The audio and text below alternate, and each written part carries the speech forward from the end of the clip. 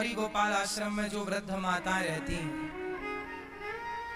इन माताओं में आज एक और माँ सम्मिलित होने के लिए आई हैं। माँ को छोड़ने के लिए माँ का बेटा ही आया है।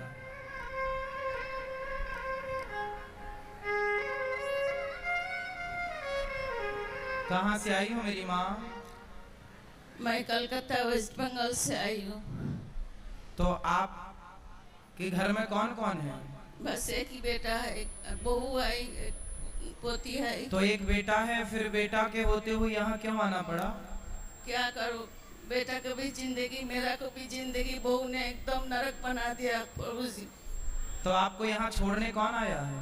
छोड़ने तो मैं तो पहले एक हफ्ता पहले मैं आई थी, फिर आप लोग का आदेश के अनुसार बेटा को भी जाके बोला जी देखो चलो हमको वहाँ ठिकाना लगा दो, गुरु जी के चरण में बाकी दिन हम मेरा को बिताने दो, तुम जाओगी तो मेरा को रख लेंगे। तो बात कराओ बेटे से।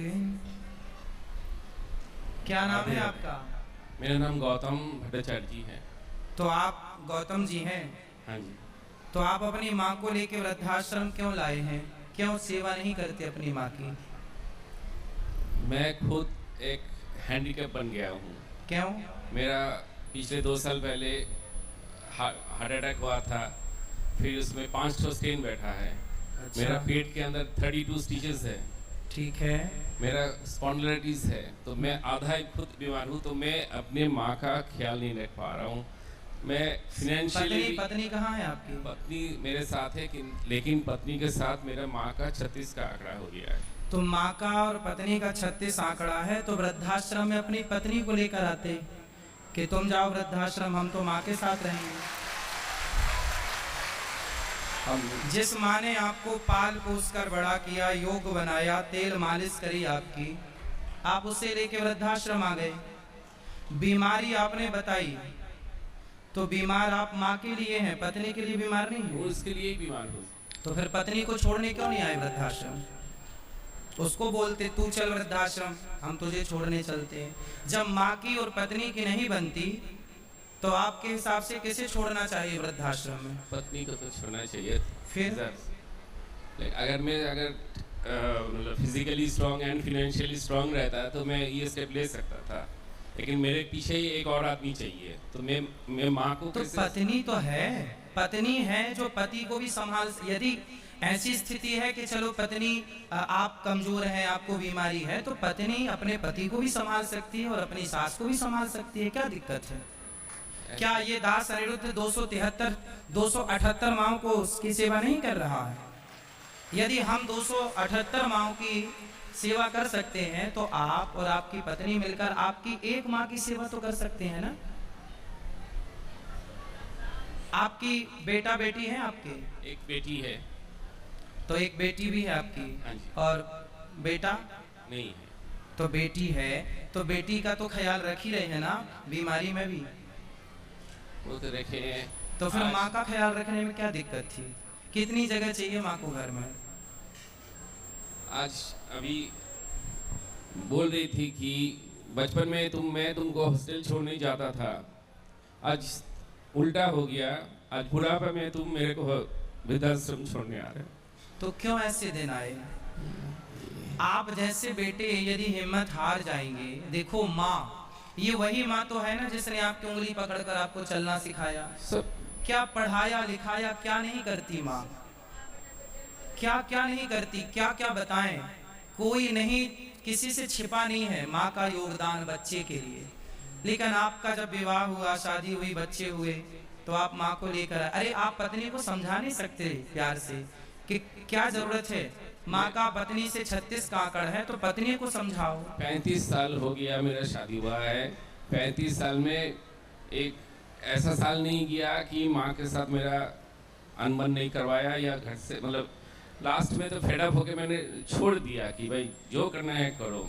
मेरे को पुलिस का धमकी दिखाता है कि मैं मतलब आपकी पत्नी को आपकी माँ बिल्कुल पसंद नहीं है? बिल्कुल नहीं तो क्या प्रॉब्लम था? एक ही लड़का हूँ ना, कोई इसका देवर है, ननद है, कोई नहीं है। एक माँ ही मेरा है। अगर सास 2 बर्तन रहेगा तो आवाज होगा, अगर सास कुछ बोल दिया तो। अब चलो देखो, यदि सारी पत्नियां ऐसी बोलने लग जाएं कि जी अपनी माँ को वृद्धाश्रम छोड़ कर आओ, तब तो पूरे भारत की व्यवस्था ही बिगड़ जाएगी। बिल्कुल। सनातन संस्कृति की तो पूरी व्यवस्था ही बिल्कुल। बिगड़ जाएगी। ये तो बहुत ही मैं खुद इसको पाप मान रहा हूँ कि मैं अपने माँ को ऐसे जगह छोड़ के आ रहा हूँ ड्यू टू माई, मतलब मेरे वाइफ के वजह से मेरे को ऐसा करना पड़ा। तो आपकी वाइफ आई हैं? नहीं नहीं नहीं। तो उनको लाओ, कभी हम उनको भी समझाएंगे, कभी उनसे बात करेंगे। और मैं आप सबसे इनके माध्यम से बताऊं, हर स्त्री को मैं बताऊं, स्त्रियों को दुख देने वाली, स्त्रियों को सताने वाले पुरुष नहीं होते, स्त्रियों को दुख देने वाली स्त्रियां ही होती हैं। ये बात 99% सही है। 1% किसी केस में इसे नहीं मान सकते। वरना यदि स्त्री, इनकी बहू जो माँ आई हैं, इनकी बहू एक स्त्री है, और एक स्त्री, और ये माँ भी एक स्त्री है, एक स्त्री ही दूसरी स्त्री का दर्द समझ सकती है। लेकिन नहीं, जिद पकड़ ली। देखो, तो आपकी पत्नी ने जिद कर ली कि आप छोड़ के आओ। बोला कि तुम्हारा मम्मी का जो भी जिम्मेदारी तुम करोगे, मैं कुछ नहीं करने बोलना है ना, मैं उनके मतलब कुछ करूंगा। तो आप कर लेते ना, आप माँ की जिम्मेदारी पूरी कर लो, आपको क्या दिक्कत है? पत्नी ना करे, पत्नी ना दे पानी, ना दे रोटी, आप करो ना।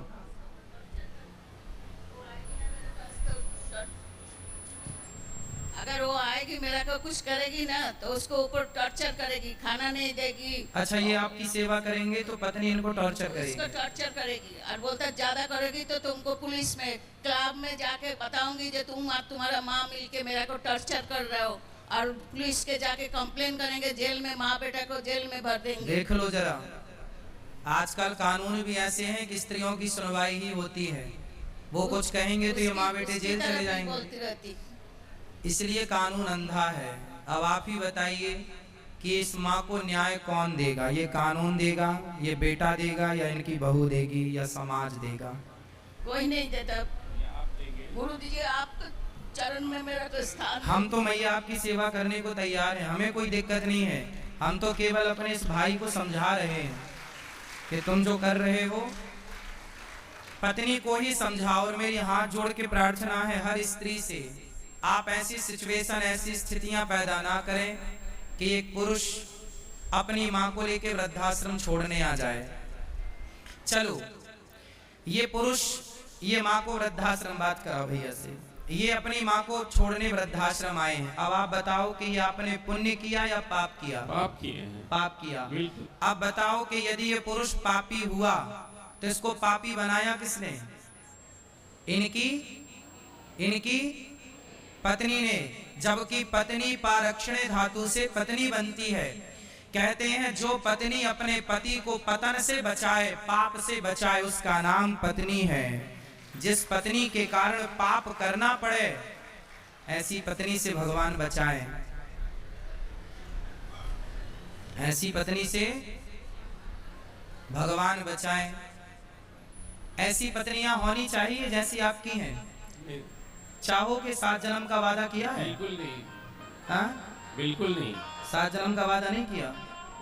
7 जन्म का वादा किया था, लेकिन ऐसा पत्नी एक जन्म में ही मेरे को हड्डियों में, मतलब क्या बोलते हैं, दुब्बो हमारा बंगाली में बोलते हैं, ये जी, दुब्बा उगा दिया जी। तो 7 जन्म में कभी भी मैं ऐसा वाइफ नहीं चाहूंगी। तो 7 जन्म की कोटा उसने 1 जन्म में पूरा करेगा। इसलिए ऐसी पत्नी किसी को ना मिले। ऐसी पत्नियां होनी चाहिए। आप लोग, कितने लोग अपने अपने बेटों के लिए ऐसी पत्नियां चाहते हैं? चाहते हैं? नहीं चाहते तो आप भी ऐसी पत्नियां मत बनना। जितनी पत्नियां यहाँ बैठी हैं, आप भी तो किसी की पत्नी है। ऐसी पत्नी बिल्कुल मत बनना। बनना सही है? क्यों? ऐसी पत्नी भगवान कुंवारा ही रखे, साधु बन जाए, अच्छा है। सारी जिंदगी बिना पत्नी के रहने पर ऐसी पत्नी भगवान दुश्मन को भी ना दे जैसी इन्हें मिली है। चलो, तो आप चाहते हैं कि आपकी माँ को यहाँ रखा जाए? आपके चरणों में सर। हाँ हाँ, हम तो अपनी माँ की तरह सेवा करेंगे। यहाँ तो 278 माँ ऑलरेडी हैं। सुना हैं? देखा भी है। आपने दर्शन किया माँ का? हाँ जी। कैसी व्यवस्था है यहाँ माँ? बहुत अच्छी है। अच्छी लगी? आप आते रहिएगा अपनी माँ से मिलने के लिए। जरूर, हाँ, क्योंकि मेरा तो माँ के साथ कोई दुश्मनी नहीं है। बीच में कोई था, माँ को मैं किसके पास रखता। तो पत्नी आपको भी परेशान करती है? बहुत नहीं तो इस उम्र में मेरा 55 है। 2 साल पहले मेरा हार्ट अटैक हो गया है। मैं कोई मतलब ऐप मेरे में कुछ नहीं है। मैं काम में जाता हूँ, काम करके। तो आपने कभी प्यार से अपनी पत्नी को समझाया नहीं कि भाग्यवान तुम क्या कर रहे हो? 35 साल में कितने बार समझाऊंगा? नहीं समझी। नहीं समझी, इसलिए तो आज ये दिन देखने पड़ा। हम आपकी पीड़ा को समझ सकते हैं, आपके कष्ट को, आपके दर्द को समझ सकते हैं, लेकिन हर स्त्री से मैं प्रार्थना करता हूँ कि इतना मत सताइए, समाज में इतना पति को प्रताड़ित मत कीजिए, अपनी सास को प्रताड़ित मत कीजिए। और कुछ कानून बनने भी चाहिए जो कम से कम इन माओं के पक्ष में कोई तो कानून हो। सारे कानून बहुओं के पक्ष में है, कोई कानून माँ के पक्ष में भी तो हो। बूढ़ी माँ बाप के पक्ष में कुछ तो होना चाहिए। मुझे कानून का कोई ज्ञान नहीं है, परंतु आपसे सबसे मेरी प्रार्थना है, अपनी अपनी माँ का पूरा पूरा ख्याल रखिएगा। ठीक है मैया, आप यहीं रहिएगा। ये बेटा आपका, एक बेटा वो है, एक बेटा ये दास अनिरुद्ध है। गौरी गोपाल आश्रम में आपका स्वागत है। ये दास अनिरुद्ध आपका बेटा बनकर अब आपकी आगे की सारी सेवाएं ये दास अनिरुद्ध करेगा। माइक दो मैया को। आपको चरण में कोटि कोटि ना प्रणाम। मैया, आप तो हमारी माँ हो, आप तो हमें आशीर्वाद दो और आप सदा खुश रहो। हम आप कोशिश करेंगे कि आप यहाँ खुश रहें और बस हम प्रसन्न यहाँ रहें। खुश रहेंगे, कैसे भी हो हम यहाँ खुश रहेंगे। यही खुशी मिलेगा। मेरा संसार का मोह खत्म हो गया बहुत दिन से। बस अभी आप बाकी दिन आपके चरण में यह पड़े रहे, इसी में मेरा शांति है। बस आप खुश रहें। आप सबकी खुशी के लिए देखिए, गौरी गोपाल आश्रम 278 माताओं को गौरी गोपाल भगवान ने अपने हृदय से लगाया है। ये सारी ऐसी माताएं बेसहारा माएं, जब अपने साथ नहीं देते तो आप लोग जो सहयोग करते हैं उसी साथ से माओं की सेवा होती है। इसलिए आपसे प्रार्थना है कि गौरी गोपाल आश्रम में जो सेवाएं चल रही हैं वो सराहनीय है या नहीं, आप ही बताइए। इन माओं की सेवा करना हमारा धर्म है या नहीं? अब ये माँ बेटे के यहाँ से आकर इस बेटे के पास आई, तो अब इनकी सेवा करना हमारा धर्म है। आप सबसे प्रार्थना है, आप भी इन माओं की सेवा के लिए इन हाथों को जरूर बढ़ाइएगा। आप भी गौरी गोपाल आश्रम में चल रही सेवाओं के लिए माओं को आप भोजन की सेवा से जोड़िएगा। आप अपने आप को इन माओं के भोजन की सेवा, ये आश्रम में अब जगह नहीं है माताओं को रहने के लिए, इसलिए एक बड़ा आश्रम बनाना पड़ रहा है जहाँ 1000 वृद्ध माताएं रहेंगी। मैं दिन रात केवल इस आश्रम के निर्माण की देखरेख करता रहता हूँ कि कहाँ तक काम पहुँचा, कैसे काम करना है। सुबह से शाम तक सपने में भी मुझे काम ही दिखता है कि किस तरह काम चल रहा, किस प्रकार माओं की सेवा होगी। आप समझ सकते हैं ना, 1000 माओं की व्यवस्था करना कितनी बड़ी जिम्मेदारी है। तो आप चाहते हैं कि आप भी इन माओं का दुख दर्द कम कर सकें, आंसू पहुंच सकें, तो इस आश्रम के निर्माण में आप भी जरा सा सहयोग कीजिएगा। एक ईंट का ही, एक बोरी सीमेंट का ही, एक रूम का ही, एक कमरे की छत का ही, जिस लायक ईश्वर ने बनाया, कंधे से कंधा मिलाकर चलेंगे ना तो अच्छा रहेगा। आपका ये भाई, आपका ये बेटा समाज की सेवा के लिए यदि खड़ा है तो आप सबका भी प्यार और आशीर्वाद मुझे चाहिए। ठीक है, खुश रहिए मैया, आप रहिए मैया, तो कराइए व्यवस्था।